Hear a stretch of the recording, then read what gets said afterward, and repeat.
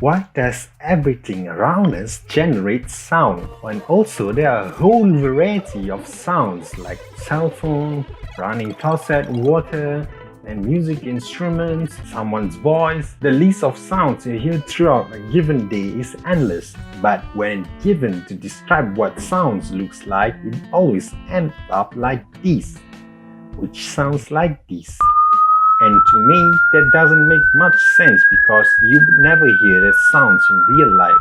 In this discussion, let's try to better understand what is sound. Let's start with a simple sound. That was a popping and inflated balloon. This balloon is filled with high pressure air particles. When popped, all these particles rushed out and hit the adjacent air particles. Those particles hit the next set of adjacent particles and so on, thereby creating an expanding shell of air particles just bouncing into one another. This is called an air pressure wave or sound wave. This wave travels, which causes parts of your internal ear to move. Then your brain processes this motion in your internal ear and tells your cognition that, oh, this motion in my ear sounds like a popping balloon. Let's review back and how does the sound motion really works in more elaborate terms. Even through popping, the balloon makes a relatively simple sound. When we take cross-section and zoom in on a molecular level, we can see the complex pattern depicting how the air particles are bouncing into one another. We know that vibration is nothing but a to and fro and back and forth vibration that produces sound. So if we set any body into vibration, it will give us some sound vibrations. And membranes of the dialect which produces sound in the music instrument, like the sitar and the guitar. It is the vibrations of strings when left that reduces the sound. These vibrations are then transferred to the soundboard, which adjusts the loudness of the sound. This pattern is produced within the tenths of a second after the balloons pop. You may ask, where does this pattern come from? Well, the high pressure air particles rushed out and generate a high pressure wave. When they do, they create a low pressure void in the balloon center. Imagine changing the speed of the wave. The speed of the wave changes as it enters different medium and the frequency remains the same. But the wavelength changes, the frequency cannot change as it is set by the high pressure of the balloon. So as speed increases, wavelength increases.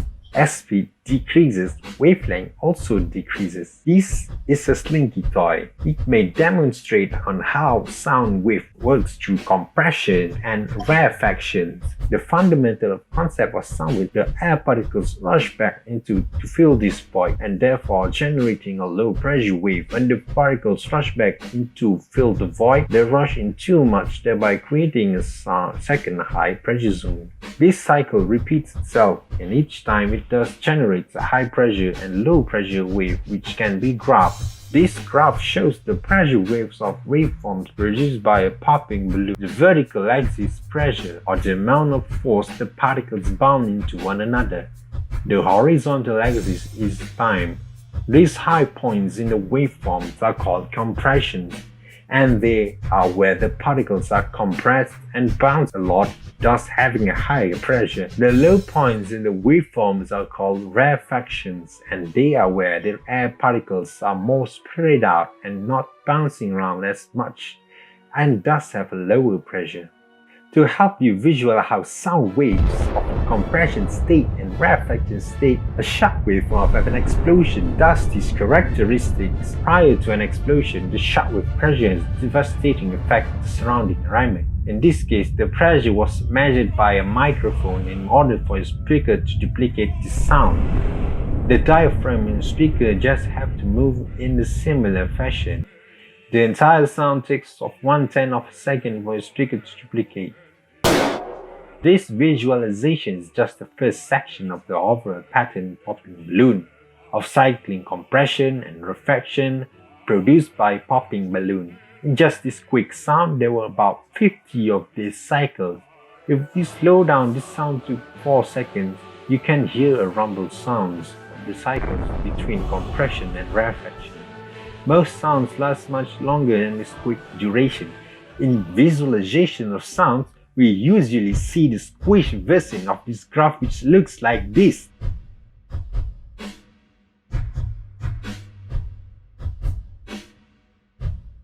Let's consider another sound, which is a running faucet. The moving water molecules apply a force to the nearby particles, thereby causing the air particles to bounce into one another, thus creating another sound. The air particles move, which can be seen in the shape of a waveform. Another difference is that the sound of the running water is continuous, whereas the popping balloon only lasted a span of a second, deeper than 9 centimeters. Let's consider another more complex sound, or an example of meaning of sounds. This is the sound of a Beethoven's 9. It is constructed from dozens of instruments.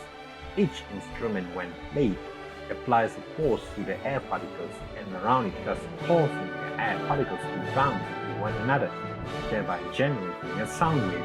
So when these waveforms of different instruments meet in the air, they combine to make new unique waveform of sound.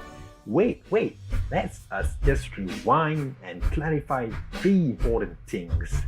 First, this animation properly shows how a sound wave is synchronous of alternating compression and reflections. However, it does not show how sound propagation in all directions. The sound propagates kind of like this, as an expanding sphere. So just keep in that mind. Also, second, with this animation, it looks like the particles are traveling. However, in reality, it is the force of air particles that is traveling, and this propagation of force along with the alternating compressions and rarefactions is what constitutes a sound wave. Take a look at the video of how sound travels to better conceptualize this bouncing-like movement of air particles. And finally, third, this sound wave is just a quick snapshot of what the entire sound wave looks like. It's about 4 thousandths of a second in the duration. To say differently, there will be 440 of this waveform hitting your ear in 1 second. Or to say technically, the frequency of this violins is 440 Hz. Or musically, it is the musical note A. Okay, now we have those details clarified, let's jump back to where we were. So when the waveforms of different instruments meet in the air, they combine to make a simple combination of instruments. Our brain is able to analyze this combined waveform and pick out individual instruments.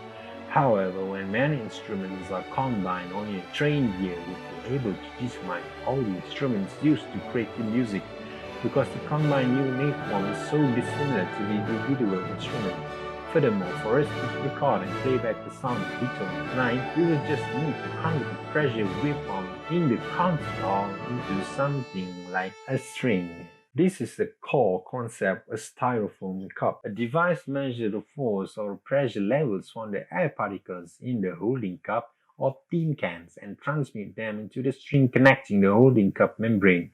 You can see how the shape string closely of the graph waveforms we have been talking about. To play this game, 2 cups just need to follow with an attached string and convert this motion into the motion of a waveform, which applies a force to the air particles, thereby reproducing the original sound. Thanks for joining us to learn more about sounds. If you have any further questions, please post them after this video. And do share what you have learned about sounds to your families and our friends. Thank you.